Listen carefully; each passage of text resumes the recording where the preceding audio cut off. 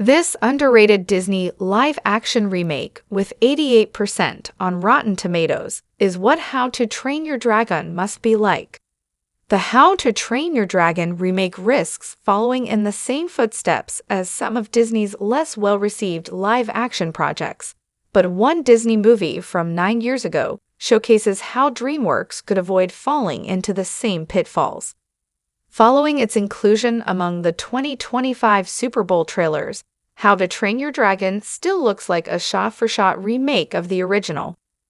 The cast of 2025's How to Train Your Dragon may look somewhat different, but Hiccup's blocking and movements are still essentially the same as they were in the animated feature from 2010.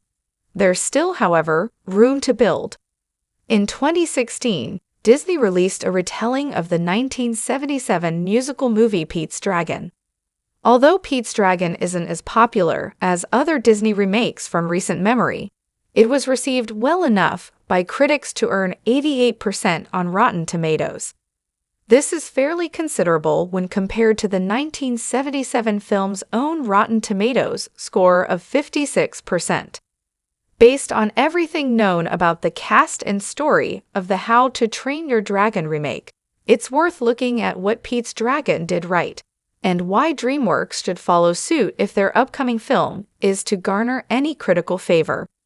Pete's Dragon cleverly dosed its CGI-heavy moments. Two of the biggest Disney remake criticisms How to Train Your Dragon could face are unnecessarily rehashing the exact same story and feeling too CGI-heavy to be called live-action. Pete's Dragon already avoided the latter due to the original being a live-action/animation hybrid, but the remake still takes numerous pains to keep the dragon scenes from being too much like a cartoon. During most of Elliot's appearances, renamed slightly from 1977's Elliot, he appears in heavy shadow to mask the limitations of CGI. Extensive use of close-up shots also frequently keeps his more cartoonish features out of frame. The Pete's Dragon remake does already have an advantage in looking less animated, given its use of CGI rather than the original's 2D animation.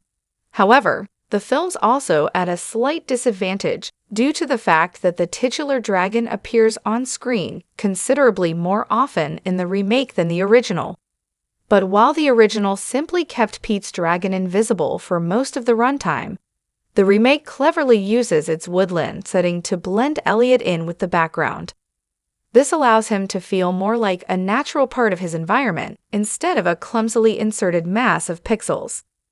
Pete's Dragon made smart changes to the source material. Disney's 2016 Pete's Dragon makes almost innumerable changes to the plot of the original film, all of them for the better. It was never believable that the townspeople in the original would side with two villainous hucksters and a family of child enslavers, but Carl Urban's Gavin is a down-to-earth man who's legitimately terrified of the Millhaven dragon. It's not until after he has the town's support that he realizes catching a dragon might earn him a few dollars and a reputation. But perhaps the best changes of all are those made to the film's protagonists, Pete and Elliot. Pete was originally a random orphan who seemed smart enough to know that Elliot should remain invisible yet naive enough to go around telling people about his dragon anyway. The remake's Pete only befriends his dragon after losing his parents and essentially becoming a feral child, giving him a lot more character and explaining his naivety. Meanwhile, while Elliot with two T's was a Mary Poppins-style entity who helped children in need, the remake's Elliot is simply trying to survive while longing for companionship. These revisions ground both characters, while also emphasizing the movie's theme of finding your own family. Why Pete's Dragon is so underrated despite its positive reception. Despite all of its virtues and the many ways in which it continues to tower in quality over Disney's more recent outings, Pete's Dragon still rarely seems to come up in conversations regarding the declining state of Disney's remake machine.